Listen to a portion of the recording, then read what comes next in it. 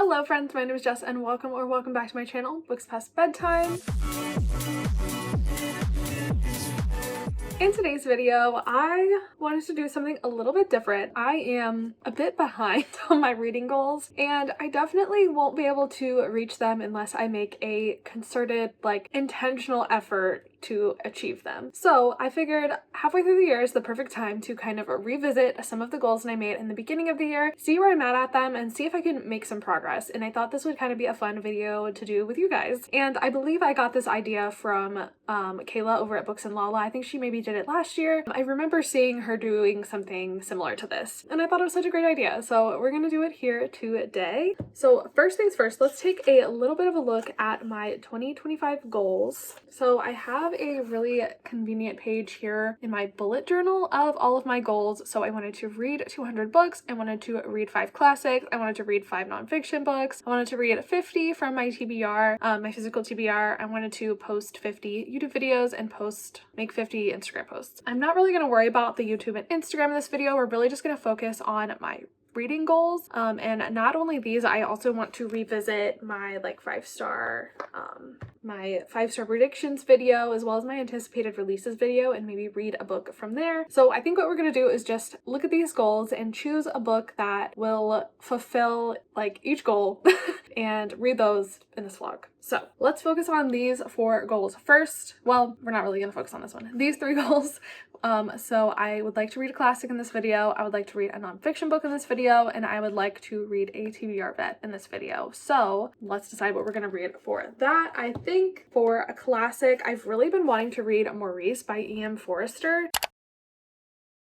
This was one of the very first gay love stories basically ever written in literature. It's one of the most famous. For that reason, I believe that it was published posthumously after E.M. Forster passed away. Yeah, it was written during 1913 and 1914 and not published until 1971. And so it says ahead of its time, its affirmation that love between men can be happy. As a lover of queer literature, this is a lot of where it kind of started. This was a very book that kind of laid the foundation for everything that I love to read now. So I think this would be the perfect classic to read, and I've really been wanting to read it recently. I spilled some water on it, so it's a little it's a little crunchy, but that's okay. We still love her. This is one of the first books I'm going to read in this video to complete that classic challenge. And then switching gears, I think for the nonfiction book, a lot of the books that I have that are nonfiction are wrapped up in my TBR vets situation. If you've been watching my TBR takedown challenge series, you know that all of my physical TBR books are wrapped. But I did buy one nonfiction book this year, and that is The United States of Cryptids. And this was put together or edited by J.W. Ocker. I got this when I was in New Orleans, which is a very place of myth and witchcraft and ghosty stuff, and I picked this up there because I thought it was fun. And cryptids have always really fascinated me. I grew up right on the outskirts of Appalachia. There's lots of rumors of cryptids and skinwalkers and all that stuff, and I just think it's fascinating and creepy and cool. And one of my favorite YouTube channels, Hannah over at Hannah the Horrible, I loved her video on cryptids, and I love all of her creepy video stuff, so this reminds me of that too. And it is a nonfiction book just about all of the myths of every cryptid in the entire United States, and I think it's really fascinating. And so I think that this is the nonfiction book that we're gonna pick up because it sounds fun to me and I would like to read it. And now for the reading goal, where I wanted to read TBR Vets. Let's actually pick it the same way we do my TBR takedown video challenge. I'm going to pull up my spinner wheel from that challenge and let's spin for a random book. I think that would be fun. All right, here's my spinner wheel. Let's spin it and see what we get. It should have already taken out the books that I spun for my most recent one because I just filmed that today too. All right, let's see what you get for me this time. It's so fun, I get to open so many in one day. Oh, we're going for a low one. A low one. Oh my gosh. Okay, 7. So let's go find book number 7 on my shelf. The shelf's a little destroyed. Ignore that. Ooh, this is a chunky one. Oh god. Okay, here's book number 7. It is a chunky floppy paperback and I am scared. What in the hell could this possibly be? Oh.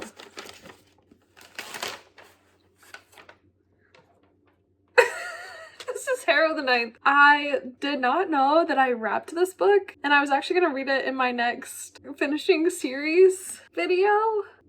So I'm glad I unwrapped it. I had no idea it was wrapped. I think I'm gonna spin again. I have other plans for this book. Why did I have it wrapped? I have no idea. All right, let's try that again. All right, we're gonna remove number 7 and we're gonna spin again. What are the chances that I spun that book when I'm literally filming another intro with that book in it? And next. 153. Okay, opposite end of the spectrum. Let's go see what that book is. That's in this stack over here. Oh, it's another big book. The universe just wants me to read a big book, I guess. All right, I thought maybe I would get lucky and I would get a smaller book, but it's not in the cards today. The cards want me to read a massive book, so that is what we're gonna do. Let's see what this one is. This one's hardcover. Oh. All right, this is a book that I got from Rainbow Crate.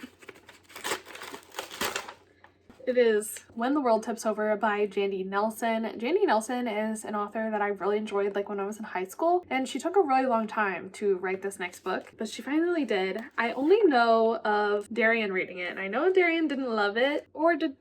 No, I feel like also Kayla from Books and Lala read it and didn't love it. Maybe Darian liked it. I can't remember. Don't hate me, Darian, I'm so sorry. Anyway, we're gonna read this one for the TBR Vet goal. All right, and then there are a couple other things that I'm trying to do this year. So 2 videos at the beginning of the year, or actually I think they were part of my like Vlogmas December series. So I made a video of 5-star predictions. There were 25 books in that video, and they were all backlist books that I wanted to read this year that I thought were going to be 5 stars. And so we're gonna read one book from that list because I think I've only read 4 or 5 so far, and we need to pick up the pace a little bit if we're gonna read all of those. And so the one that I decided I wanted to read from that list is Yield Under Great Persuasion by Alexandra Rowland, which now that I got the big ass book, I'm glad that I picked this one because it's pretty short.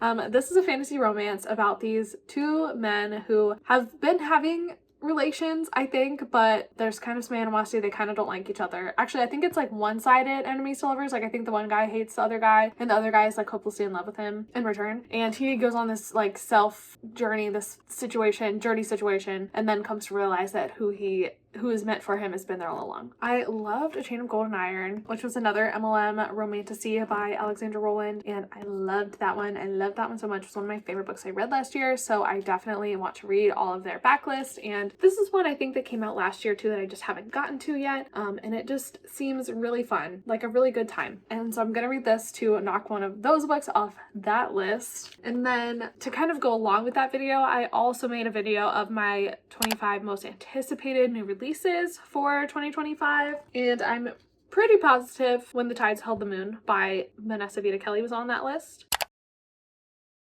And now I feel like I need to double check that it was, because I'm pretty sure it was. Anyway, this is one of my most anticipated releases of 2025 that I haven't read yet, so I definitely want to get to this one. This one is set, I think, in like the 1900s, like the early 1900s, Coney Island, between a kid that works for the circus and he falls in love with a mermaid that is like one of the like acts, the mermaid's on display. It's a merman. The merman is on display in this circus carnival situation. Our human love interest kind of has to decide the ethics of like keeping this person captive, but they have a found family and everyone that works for the circus or the carnival, and then like having to figure that situation out and also falling in love with this merman. And I've heard nothing but good things about this book. It is beautifully illustrated because Vanessa Vita Kelly illustrates for so many queer books, and I recognize their name. I follow them on Instagram because they illustrate all of some of my favorite queer books, and so I'm so excited to not only read this book but also see all of their beautiful artwork throughout. And this is just such a gorgeous, gorgeous, gorgeous, gorgeous, gorgeous book. I love it so friggin' much. I had to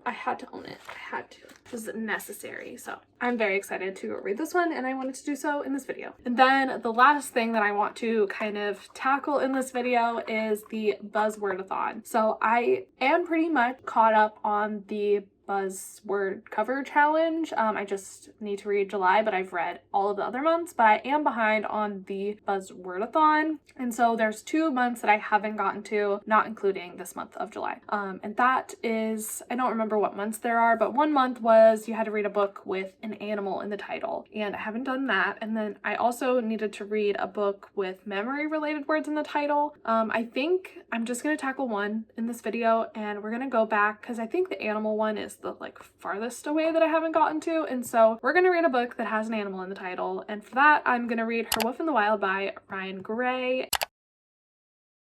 This is a book that I'm reading for like another challenge somewhere else down the line. Is like a secret TBR project. So I'm gonna get to this one because it's one of the only ones that I have the ebook already on my Kindle. I don't have to buy anything else. The only other book that I have that has an animal in the title is The Foxhole Court, but I'm doing like a separate reading vlog of reading that series, so I don't want to include that in this video. So we're gonna read Her Wolf in the Wild by Ryan Gray, which I think is like an Omega-verse sapphic romance.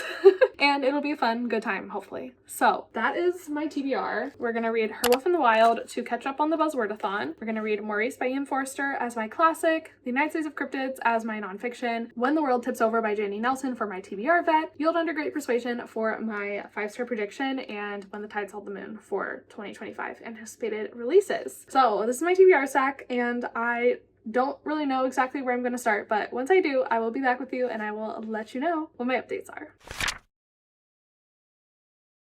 Hello! So I started my first book for this vlog. I decided to start with Her Wolf in the Wild by Ryan Gray. I can't remember if that's actually her name, but I started with this one. I'm actually liking it more than I thought I was going to.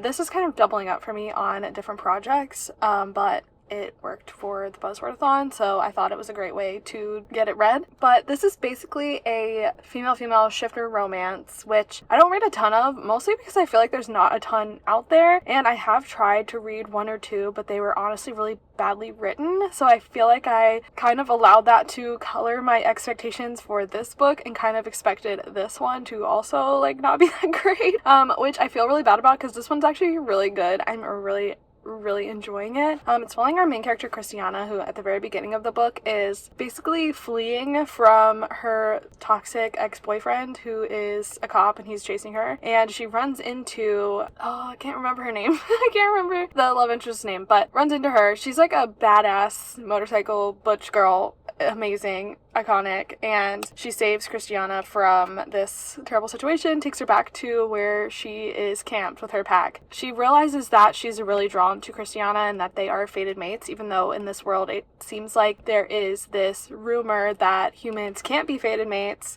with werewolves. So she's really confused about this and doesn't really understand, but she knows that she like wants to protect Christiana and like be with her, and Christiana doesn't really have anywhere else to go. She needs to stay hidden from this crazy boyfriend, so she does, and she has no idea that they're wolf shifters until like something happens and it's revealed, and she actually kind of takes it in stride. And that's kind of where we are in the book. We're kind of at this like midway point where they've kind of started to give in to their feelings for one another, but don't know how their lives could possibly work together. So it's actually really well written. I'm really enjoying it. There's really great chemistry between the main characters, and it's honestly really hot so far, and I can't wait to get more into it. This is actually pretty short. I wasn't sure how long this one was because it doesn't have the like page count on Goodreads, but I think it is probably around 200 pages based on like how long it's taken me to read. I'm at the 50% mark, so I am planning to finish it up. Shouldn't take me more than an hour and a half to finish it, so I might do that on my way into the city today. I don't know, I might also edit, but that is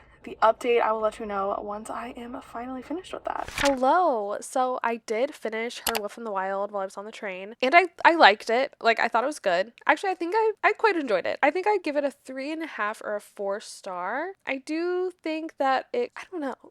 This book is so hard for me to talk about. I did really enjoy the romance. I thought it was cute. I thought it was fun. The first half of this book I enjoyed more than the second half, I'll say. I just felt like things kind of started happening that were just really unrealistic, and I felt like the world started to become like less clear the longer the story went on. Like it felt less fully fleshed out the more the story went on, if that makes sense. Like obviously it should feel the opposite. When you get more details, get more into the story, like things should start making more sense. You should have like a fuller, more developed picture of the world and like what's going on. And I didn't get that, particularly with like the werewolf lore in this world. Like there's this whole big thing about how werewolves are secret, they can't reveal themselves to humans, but like come to find out, everyone in in this pack have been like revealing themselves to humans left and right, and there's no real repercussions. And there's also this weird like looming figure of our love interest's mother that is never really explored. It's just like distant evil person, you can't go to her, but she's just like this thing.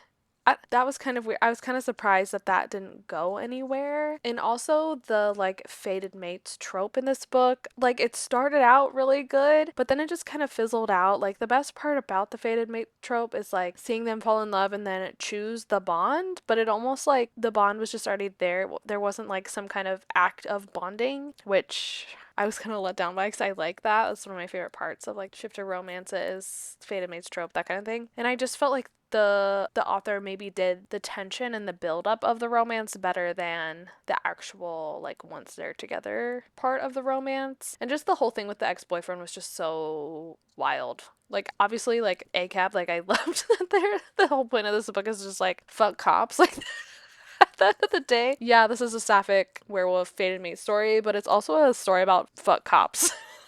Which actually probably adds like a half star. So maybe if this is a 4-star, I don't know. I did like that part. I thought that was funny. And I liked the found family aspect and like the pack and everything. I don't know. It kind of fizzled for me in the end. I liked it. It was okay. I'm glad I read it. It was better than I was expecting it to be, but I wasn't blown away by it at the end of the day, if that makes sense. So yeah, that's that one. First book finished for this vlog, checking off the goals. That one was the Buzzwordathon. I'm sure I mentioned that in the first clip, but that goal, check. And then today, while I was in Madison, I actually started the United States of Cryptids at the coffee shop. This is my nonfiction pick for this vlog. It's basically just collection of all of the cryptid myths across the United States, divided by region and further by state, and it really just collects all kinds of cryptid stories. Like obviously the most famous cryptids are here in the US at least. Well, one of the most famous cryptids in the world is the Loch Ness Monster. Other examples are like Bigfoot, Mothman, those kinds of things. And it's funny because in this book they're like, yeah, Bigfoot is dime a dozen. Like here are the actual cool, like real cryptid myths, which I think is funny. But I've always been fascinated by this kind of stuff. Like I think I talked about this in the intro, but one of my favorite YouTubers who I like watch every video from is Hannah the Horrible, and she does a lot of like paranormal debunking, and she talks about weird, creepy horror stuff. But most of the time she approaches it like skeptically, but I still think it's so fascinating, and I agree with her most of the time. Like I definitely am a skeptic, but I also think it's really cool. Like I would love to be proven wrong about stuff like this. So I was just kind of interested in picking this one up, and I think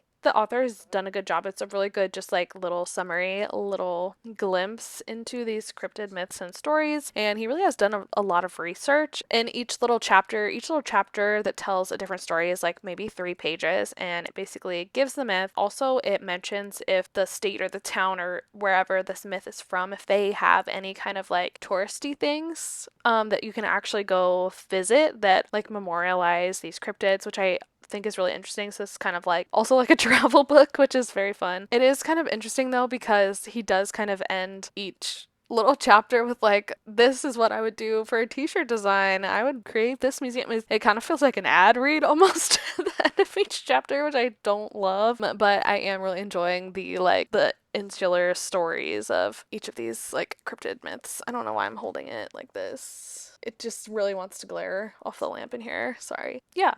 I'm like 85 pages into this so far. It's less than 300, so it shouldn't take me too long to finish this one up. But yeah, it's good so far. It's just a fun, like, I feel kind of like, oh, maybe I shouldn't count this as my nonfiction read, but like it is. So who cares? And like the point of reading nonfiction is to like read stuff you're interested in. I'm interested in learning about cryptid myths in the United States. Sue me.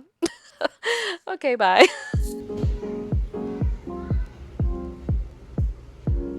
Hello, I finished The United States of Cryptids. It was interesting. I did love learning about all of the different cryptid stories and lore across the country. It is a fascinating subject to me. I don't think this was the best book ever. I think I'm probably gonna settle on a 3-ish star rating. It's kind of just like a fun novelty book. It's not necessarily like something I would go out of my way to recommend, and I also do still feel the criticism that it was a little bit too capitalist for me. Like, I really think a lot of the point of the book was like create more tourist traps for people about cryptids, which is just kind of a weird angle I feel like for this book to take that I did not really enjoy nor appreciate. I really just wish it had focused more on the lore, the stories, where things came from, like the creatures themselves. That kind of put me off a little bit. It was so funny because there is a cryptid in Lake Champlain in Burlington, Vermont, and I was reading this book and I was supposed to have a layover there, but then I didn't make it to the layover and I was really sad because I was like, oh, I want to see this. I think there's like a cryptid statue. I was like, oh, I will go see that. But yeah. I don't know. It was fun. It was cute. A little too capitalist. 3 stars. But we have completed the goal of reading a nonfiction book in this video. Check. Love that for me. I have another update while I'm here. I have started Maurice by E.M. Forster. This is my classic. I am currently 100 pages into this book. This is an interesting story so far. We're following our main character, Maurice. We're following him pretty much throughout his whole life. Where we've got to up in this point, I think he's like in college-ish. As a child, like, did kind of feel like maybe he was different than his peers, and he finally comes to realize that he has gay feelings, that he's gay, that he likes other boys. During college, he meets this boy named Clive, and he becomes really close friends with Clive. And Maurice also is just kind of dumb. Like, he doesn't really think things through a lot. And like, I think at this point as he's in college, like, he knows he's kind of different, but he hasn't really like given words to how he feels until this friend Clive is like, Maurice, I'm in love with you. And Maurice is like, freaks out. He's like, that's not allowed. We can't do that. And then like really hurts Clive. And then Clive is like, okay, fuck you. But then Maurice is like, thinks about it some more, and he's like, you know, I'm also in love with Clive. Like, I didn't know that this was possible. Like, I didn't know these feelings that I was having other people also had. I didn't know they could be reciprocated, like all of these things. And so he kind of goes back and like begs for Clive's forgiveness. And so that's all kind of what happens in the first part of this book. And I think the rest of the book is Clive and Maurice like growing up, being older, and experiencing life together. And this is supposed to be like one of the very first gay romances, so I would assume that it's kind of happy-ish. Like, I think that it's supposed to be about queer joy and not about queer tragedy. But I am hesitant to like make those claims with my full chest without reading this first, so we'll see. It's really an interesting story so far, and I am enjoying it. It's quite easy to read, actually. The chapters are really short, and there's some pages that, like, you know, it's like not super, I mean, it was written in the early 1900s, so it's not going to be like written in ye old English. It's fairly easy to read, and it's quick because of the short chapters, and the pages like aren't super full of words, you know.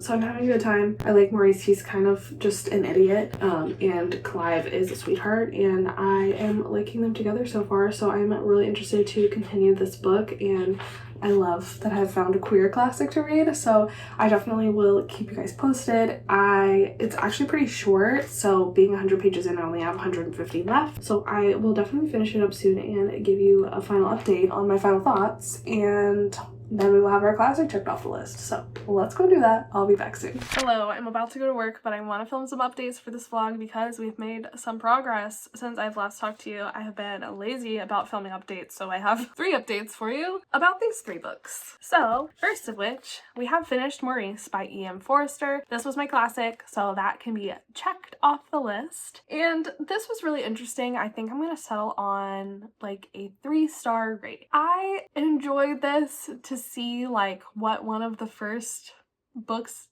ever that had a happy ending for a queer man was. Like, I think that this is so important for history and for queer joy, and I love that. As a book, like as something that I read and enjoyed, it was fine.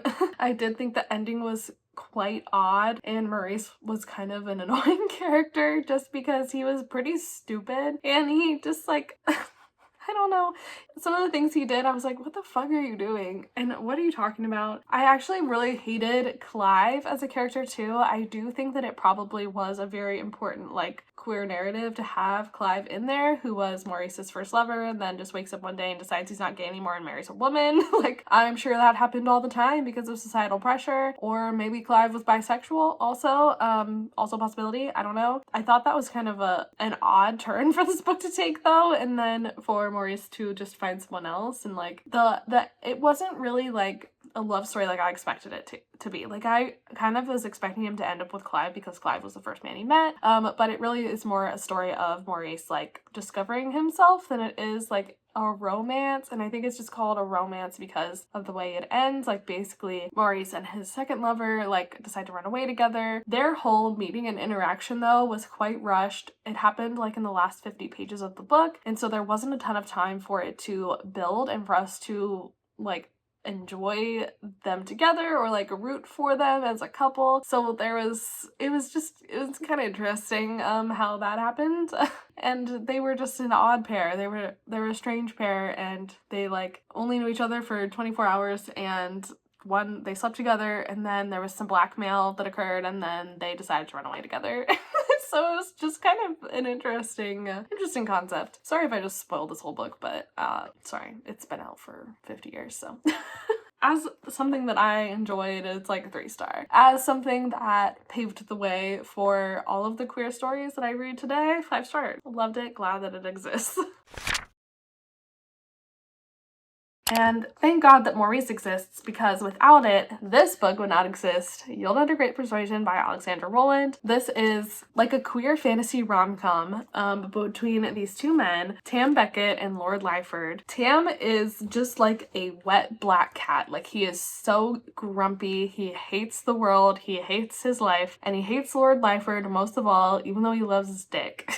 So they've been screwing for a really long time. Tam like hates him, and he hates that he wants him, and he gets to this sort of crossroads where it's like something has to give, something has to change, or he's going to be miserable forever. And so in this world there are these like gods and goddesses that people like pray to, and so Tam finds out that Lord Lyford is blessed by this goddess who he feels has wronged him, and so that is just the final nail in the coffin. He sets off to run away basically, and he doesn't get very far before the goddess appears to him, and she's like, Tam, you're being stupid, like, let's think about this, let's figure this out.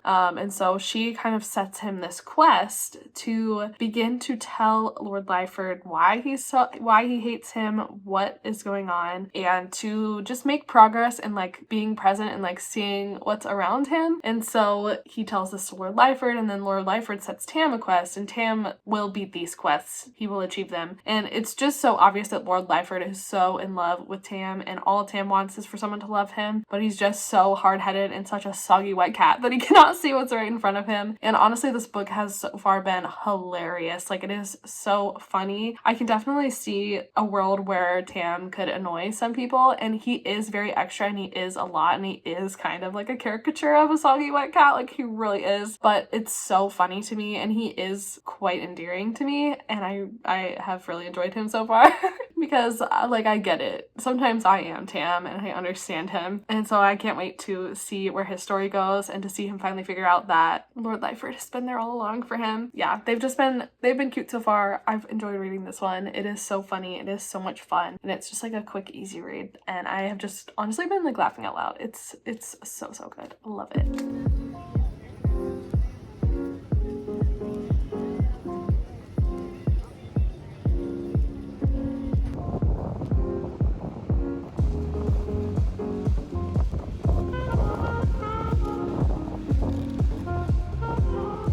I'm sure I look the same as I did in other clips. I'm not sure how I'm gonna edit this, but I did finish Yield Under Great Persuasion by Alexandra Rowland, and I loved it. This, I think, is my favorite book that I've read in this vlog so far. I loved it so much. So much. It was so hilarious and heartwarming and just fun and adorable, and I loved it. I thought it was so cute. The ending was great. I really was like laughing out loud in the last half of this book. It was just so fun, and I do think that probably some people might be annoyed by Tam's character, but I loved him. Like, I love the grumpy, like, wet black cat character, and that's very much what he was. But it was so heartwarming to see him like learn and try to do better and try to be a good partner to Lyford, and it was just so cute. It was so cute, and it was so funny, and it was so lovely, and I just loved it. I love shit like this. And this was such a good example too of kind of like a cozy romance that had a plot and like stakes and tension. I like the setting of a cozy romance, so this was perfect, but I just don't always love the like low stakes and the lack of like anything going on. This actually had a lot going on. Tam's kind of on some quests even, and he is really trying to prove himself worthy of Lyford and learn to accept Lyford's love for himself. And it was just so lovely and heartwarming, and I loved it so much. I would recommend this so highly. 5 stars. One of my favorites that I've read this summer for sure. I loved it so much. Give me 100 of them, please. And I also have started my TBR takedown spin When the World Tips Over by Jandy Nelson. I am this far in. I'm on page 165. This is an interesting book as well. This is I guess a YA sort of contemporary. It's definitely a family story. It's following these 3 siblings, Dizzy, who's 12, Miles, who's 17, and Winton, who's 19. And then there's this like rainbow-haired girl that shows up that they all 3 meet and who kind of unites them all. And it's I don't know what it's about yet. I like have no idea what it's about. I think it's really just about these 3 siblings coming together as a family, because Winton, he is kind of an addict. He's out of control. He's a really talented musician, but he gets in this terrible car accident. Actually, it's like a hit and run. He gets hit by a car. He's not driving. And that, I think, is going to break his arm, and so he's not going to be able to play music anymore. So I think that that's going to be really difficult for him. Miles is like the perfect child. Like, he has always grown up like staying out of everyone's way, like getting straight A's, like being popular, but he's actually queer and never told anyone, and he feels really disconnected from his family because he feels like they don't know him at all, because he's just been putting up this front forever and they hate him for it, because he's like perfect and never does anything wrong, and the other 2 are a mess. And Dizzy is the youngest girl, and she is just like a whirlwind, like ADHD all over the place, like having friend issues. Really idolizes her oldest brother. Their mom, she's a single mom. They've lost their dad. And so I think it's just going to be about the interpersonal relationships between siblings. Honestly, nothing has happened in this book though so far, except for Winton getting in that car accident. He's currently in the hospital, and they're all like coming together during this tragic event. The rainbow-haired girl has met all 3 of them and was actually with Winton when this happened, and they're all really drawn to her. She seems almost like she might be magical in some way. I'm not really sure, or if they just all have this connection to her, I don't know. But yeah, it's an interesting story so far. I've been tandem reading it, so listening to the audio and reading it. It's a full cast audio, so I really enjoyed that. That's been really fun. And this book does have some like multimedia things, like their mom writes letters, and so those are in there. There's been like some art and stuff. I don't know, it's interesting. It really is strange though, because it's like not about anything. Yeah, I don't know. It's good-ish. I like it. I don't think it's terrible. It could be, I don't know, like maybe it would, I don't foresee it being a 5 star. It could be a 4. It could be a 3. I think it's probably going to be in that range somewhere. So yeah, enjoying this one. Hello, let's talk about some updates. So I did finish When the World Tips Over by Jandy Nelson. This book got really weird at the end. It was very strange. I was enjoying it like up to a point, and then it just like really went off the rails. It went off the fucking rails, and I was not with it. I just was simply not on board any longer. I was left behind.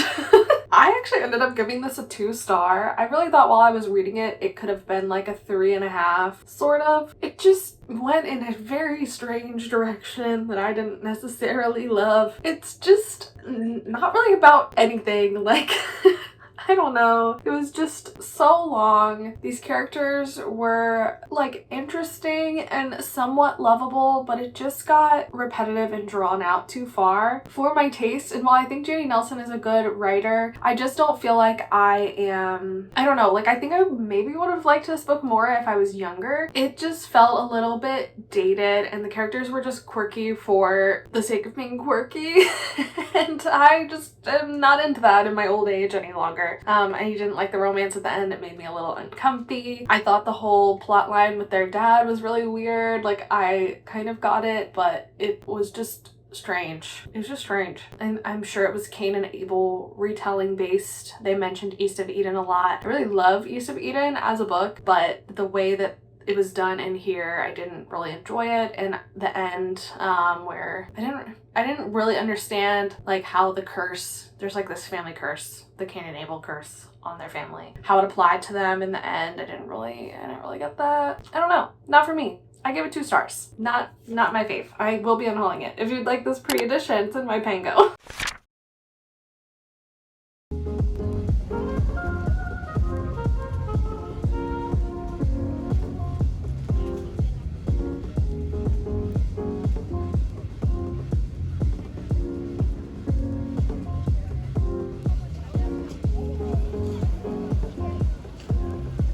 Hello! So I started reading When the Tides Held the Moon the other day when I was in Nice, so I wanted to come on here and give you a quick update. I'm really liking it so far. If you didn't know, this is a book set in Coney Island. It's kind of, I think, YA new adult. The characters are like older teens, younger 20s, I believe. But I don't think that it's an adult book. I could be wrong, or at least it's being marketed kind of as like YA. But I'm really enjoying it. We're mainly following our main character, Benny. Benny has immigrated to America from Puerto Rico, I believe, and he's been working in these steel mines, but he's actually really talented and creative. This talent of his is finally recognized by this man who owns this kind of circus, kind of like place of oddities sort of situation. He has Benny build this like cage, this structure for him, thinks it's beautiful, decides to hire Benny full time, which is perfect because Benny has just been injured and can't work where he's working anymore. And this is set like in the early 1900s, like 1910s. This place of oddities is in Coney Island. And so Benny goes there and he meets this like found family ragtag group of people. He finds himself like feeling at home and like finding his people for the first time since he's been in this like strange new country. And so he's having a really good experience, but he's finding out that the man who owns this is very corrupt and not a great guy.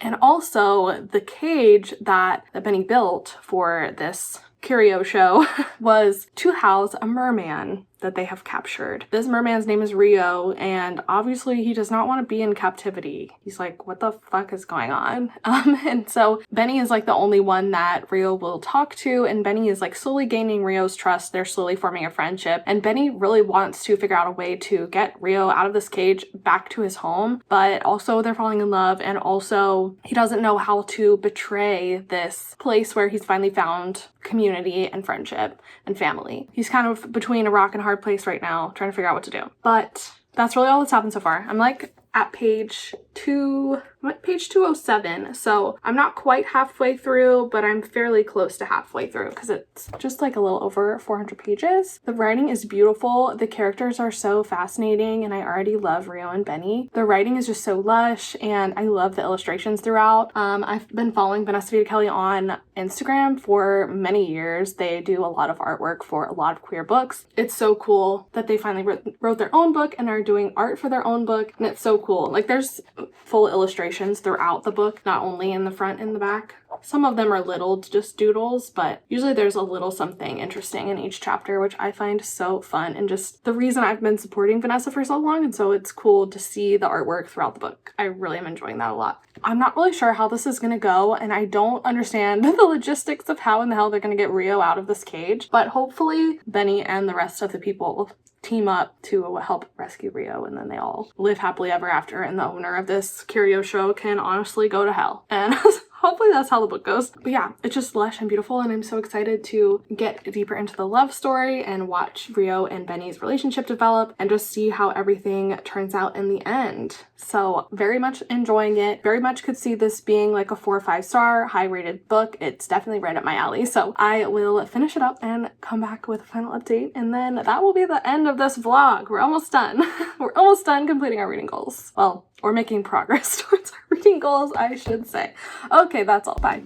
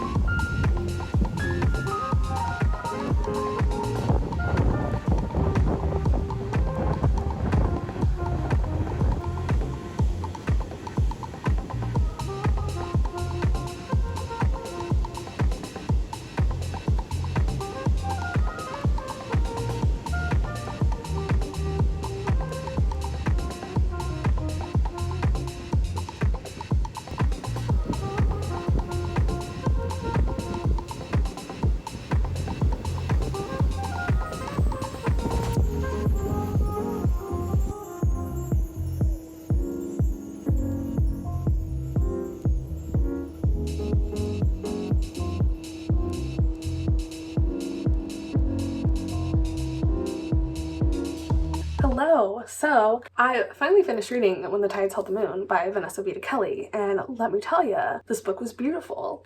I'm so glad this was the last book in this vlog because we're ending on a high note. This book was honestly incredible. Like, it met and exceeded every expectation I had for it. I really thought that I was gonna like it, and I definitely was liking it in the first half, but the second half really picked up. The romance revved up. The romance was so good and so beautiful. I loved Benny and Rio together so much, and I loved the found family aspect, how they all came together in the end to support one another, just be like a true family. And I really loved all of the characterizations in this book too, because even though some of the characters were flawed, I really liked how, like, seeing them grow and seeing them come around, it really was very beautiful. Like, I loved every character in the little troupe of the found family of characters. Like, even the ones that in the beginning or even towards the middle were like a little bit questionable, like taking questionable actions, making questionable decisions, they really showed up for the family in the end, and I loved that. Like, it was just so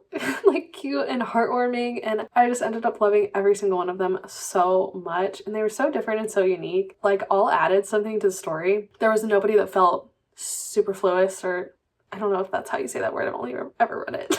Yeah, I don't know. The writing was beautiful. I loved Rio and Benny. I loved their romance. The art throughout just added a whole nother layer of amazingness to this story. Like, a fully illustrated adult book is just so cool to me. It's so special, and Vanessa is so talented, and I'm so happy to have this book. It definitely is going to probably end up on my favorites list of the year. I really did like it that much, so I'm very glad that we can conclude this vlog with this book. It is beautiful, lovely, wonderful, and I am sad that I didn't read it as soon as it came out, or as soon as I got it on NetGalley actually, but I am glad that I read the physical book because I feel like this was such a good way to like see the art and everything. I did partially listen to some of the audiobook. Audiobook's also excellent, but I definitely would try and get your hands on the art to go along with the audio if you decide to go that way. So yeah. So that was the vlog. We successfully made some progress on lots of reading goals. Obviously, we've read more books towards our overall yearly goal. Add 6 books to that. I did hit 100 over the course of filming this video, so we're at least halfway there,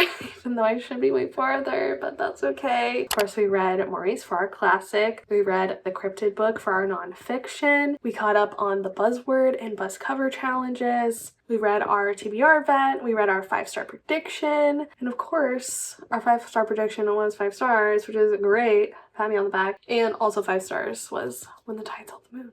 So good. Such a successful reading vlog. Even though I didn't love every single book, I am so happy and feel so productive to be that much farther into my reading goals for the year. And so hopefully by the end of the year, we can get all of them accomplished and I can do everything that I set out to do and planned to do. Is that 100% realistic or likely? Probably not, but I'm gonna try my best and that's all that matters, right? Okay, so that is everything I have for today. If you're interested in any of the books I talked about in this video, they will be linked in the description down below. You can also find all my social media down there if you would like to follow me outside of YouTube. But of course, YouTube is my main platform. So if this is your first time here or you're not already, I would really appreciate you subscribing to my channel. I'd love for you to stick around. Also, like this video if you liked it. Let me know if you guys want more content like this in the future. Of course, leave me a comment. Let me know if you're gonna be able to hit your reading goals for the year. I would love to know. And yeah, I think that's everything for me today. So thank you so much for watching this video and for being here. I really appreciate it, and I will see you in my next one real soon. Bye.